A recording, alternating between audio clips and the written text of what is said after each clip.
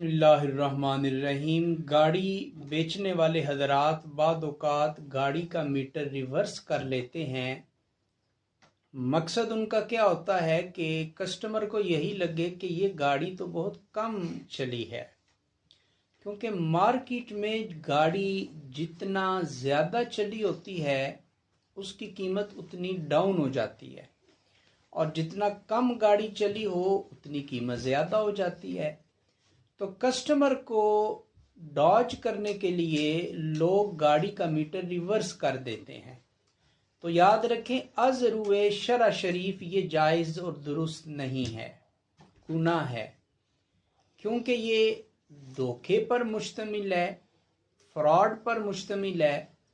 और कारोबार का उसूल ये है कि हर वो काम के जिसमें धोखा हो, फ्रॉड हो, वो नाजायज़ हो जाता है। हदीस पाक है, नबी करीम सल्लल्लाहु अलैहि व आलिहि वसल्लम ने फरमाया, मन गश्शा फलैसा मिन्ना, कि जिसने धोखा दिया वो हम में से नहीं है।